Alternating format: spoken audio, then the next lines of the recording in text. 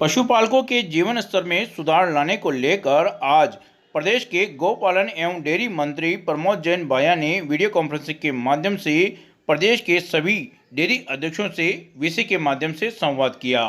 इस दौरान अजमेर डेयरी अध्यक्ष रामचंद्र चौधरी ने पशुपालकों की समस्याओं तथा सहकारिता के क्षेत्र से डेयरी के उत्पाद से पशुपालकों के जीवन स्तर में सुधार व डेयरी के क्षेत्र में विकास को लेकर अपने सुझाव रखे।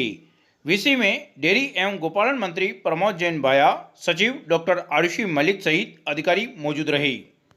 माननीय मंत्री जी प्रमोद जैन जी भाया जो है हमारे मंत्री हैं डेयरी पशुपालन गोपालन के, उनके निर्देश में आज की जो है ये वीडियो कॉन्फ्रेंसिंग आयोजित की गई थी।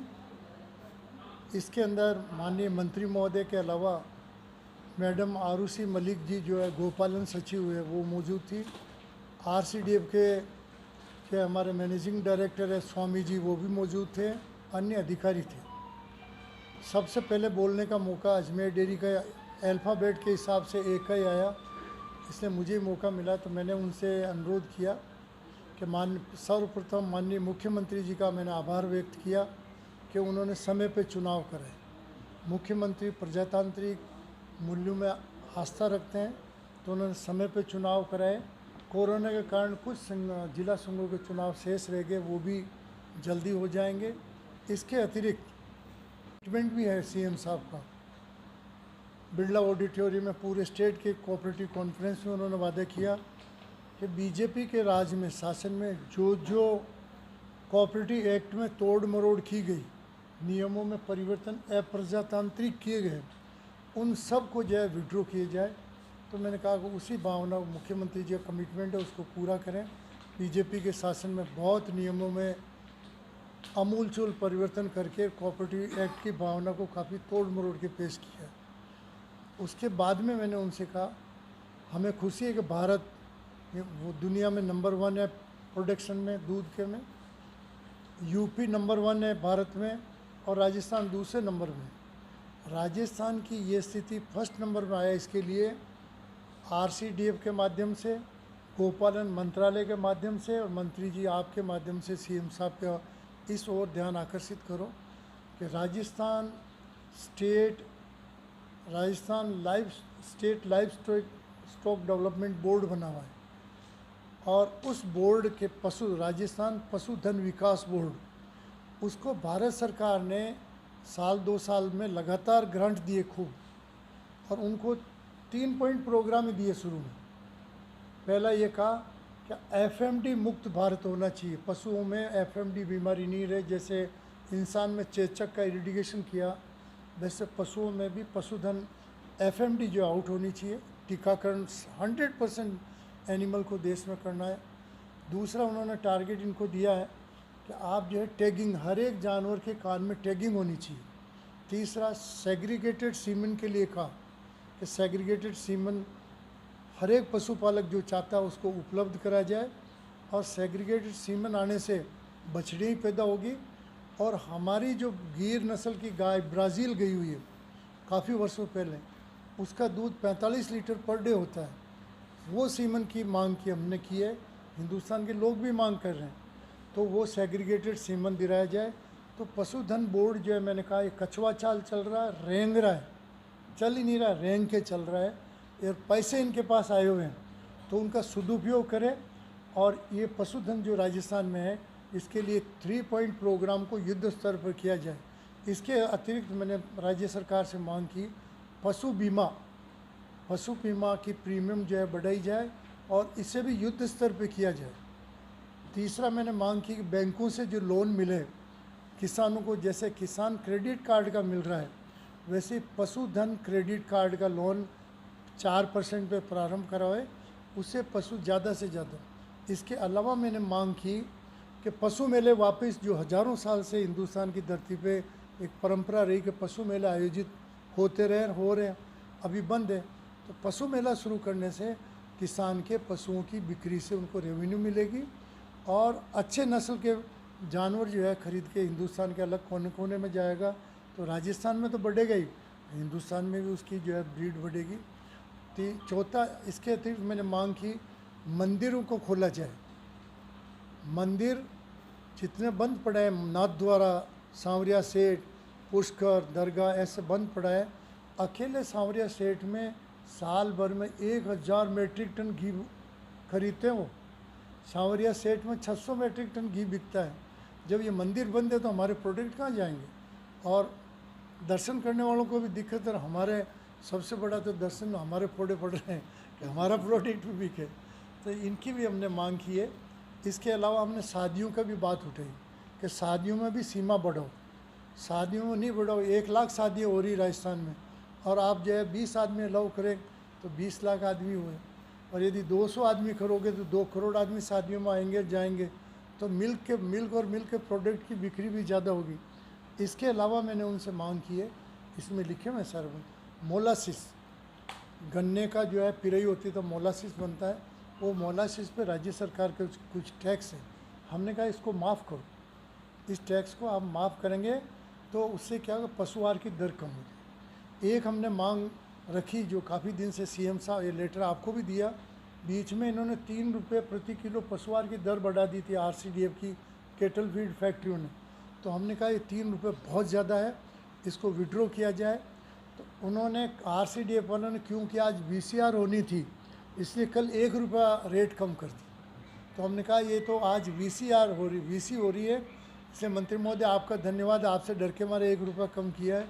इनसे दबाव डालो, अभी भी 1 रुपये की और गुंजाइश है, 2 रुपये पशु आहार में कम होना चाहिए।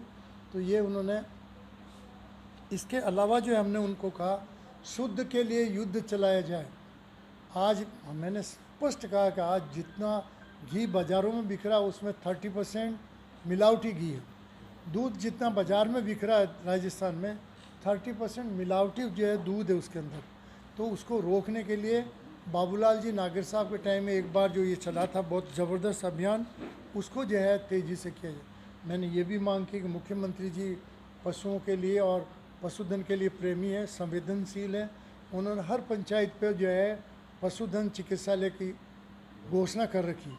परंतु मेरा अनुरोध है मंत्री जी, आप और पशुपालन मंत्री जी दोनों मिलके हर पंचायत पर डॉक्टर होना चाहिए और कंपाउंडर होना चाहिए।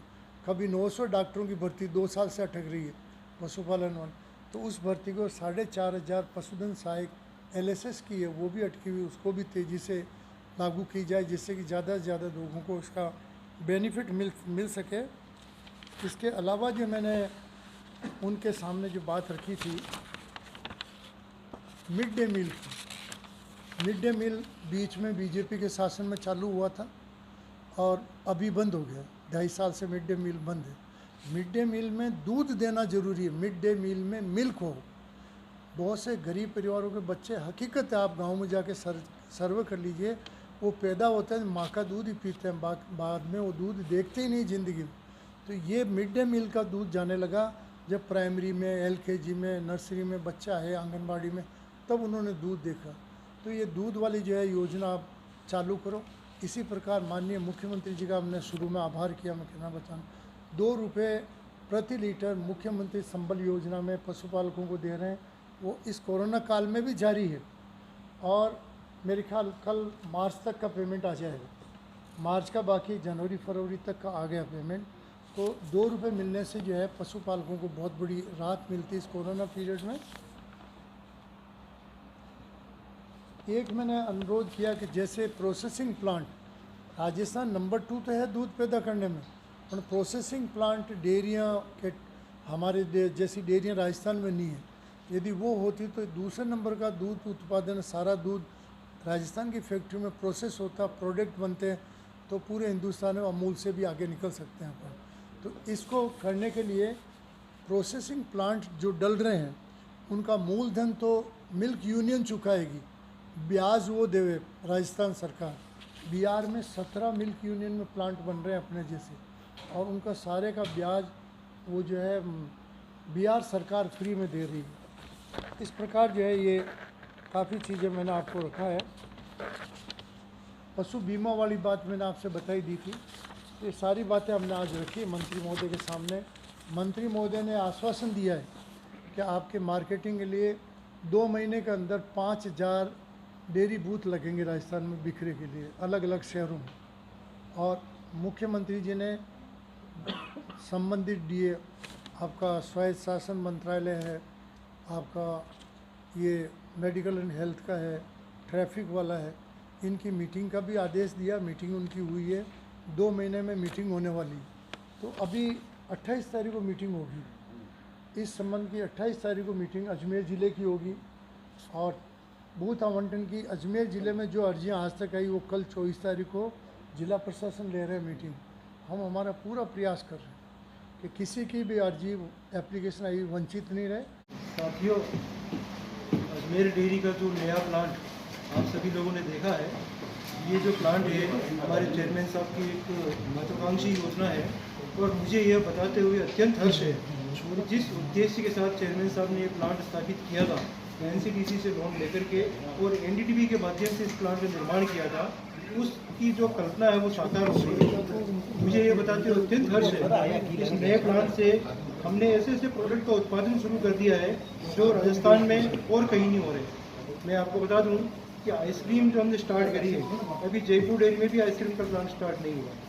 तो वाइट बटर का जो प्रोडक्ट है वो राजस्थान क्या बल्कि नॉर्थ इंडिया में केवल गिनी चुनी डेयरियाँ ही इसको उत्पादन करती है। इसका उत्पादन अजमेर ने चालू कर दिया है और कम से कम 700 से 800 मेट्रिक टन इसका मार्केट भी कर दिया है।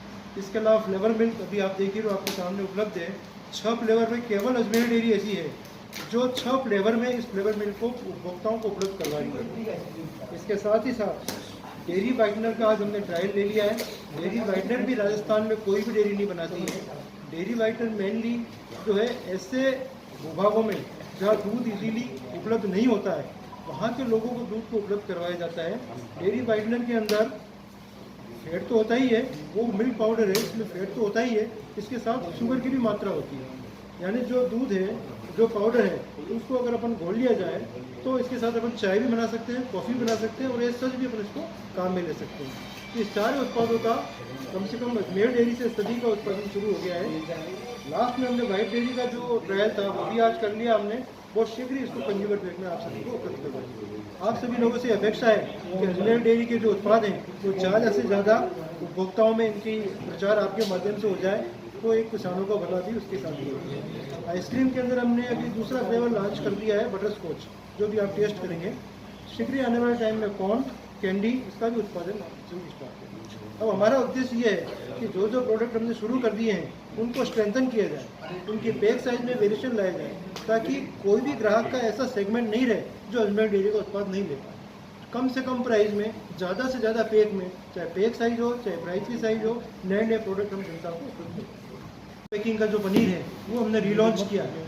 अभी तक मार्केट में केवल 200 ग्राम का पनीर का पैक आ रहा था, 1 किलो के अंदर हमने लॉन्च किया है। बहुत जल्दी 500 ग्राम में भी लॉन्च किएंगे और पनीर के अंदर हमने प्रोसेस में भी कुछ चेंज लाए हैं तो मुझे उम्मीद है कि वो पब्लिक को बहुत पसंद आएगा। इसके साथ ही साथ जो श्रीखंड है वो अभी एक ही फ्लेवर में उपभोक्ताओं को उपलब्ध हो रहा है।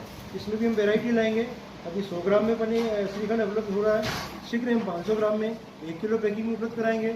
इसके अलावा इसके अंदर जैसे मैंगो का फ्लेवर है, इसका केसर पिस्ता का फ्लेवर है, नए नए फ्लेवर ला करके अब जो प्रोडक्ट हमने स्टार्ट कर दिए हैं उनको हम मजबूती करेंगे पैक साइज में और साथ ही साथ फ्लेवर की साइज।